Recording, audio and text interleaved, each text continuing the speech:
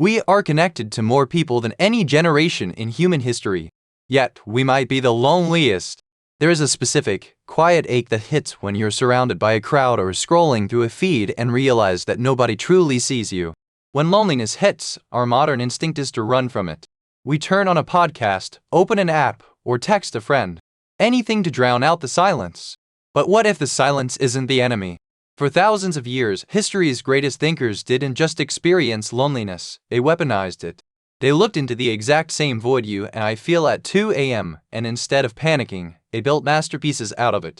Today, we're looking at 4 brilliant, deeply lonely philosophers and the radical strategies they used to transform an agonizing ache into a superpower. Let's start with a man who was profoundly, systematically alone: Friedrich Nietzsche. Nietzsche didn't have a spouse, a steady teaching job, or a large circle of friends. His books barely sold.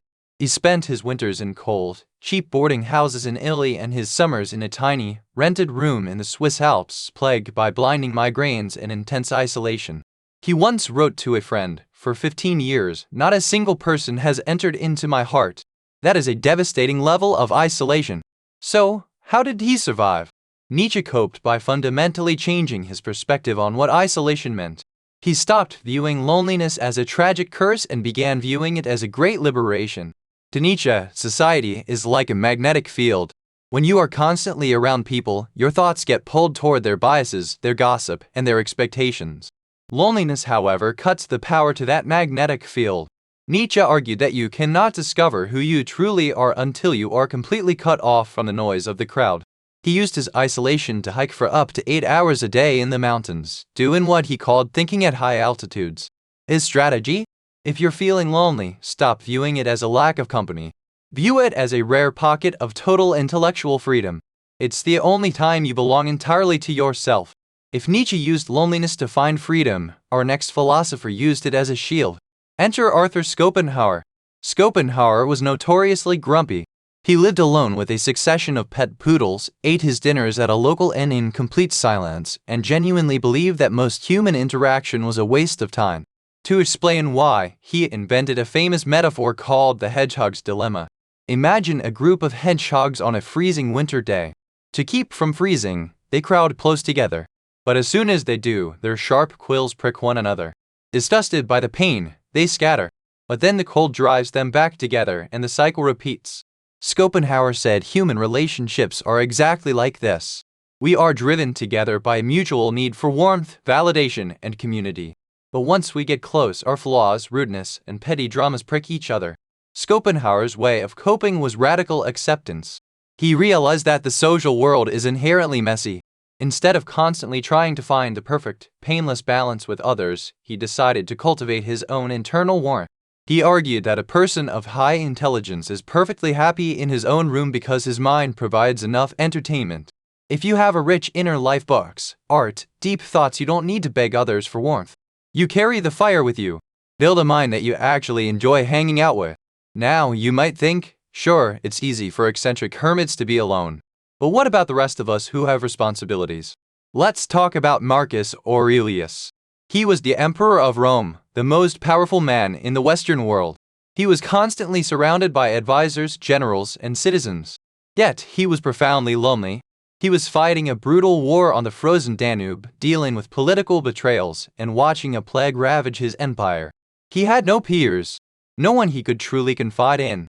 Marcus Aurelius coped by turning inward. Every night in his military tent, he wrote a private journal that was never meant to be published, a book we now know as Meditations. In it, he coined a concept called the inner citadel. Marcus wrote that people constantly try to escape their problems by going on vacation, moving to the country, or seeking out new friends. But he called this foolish because there is no place quieter or more peaceful than your own soul.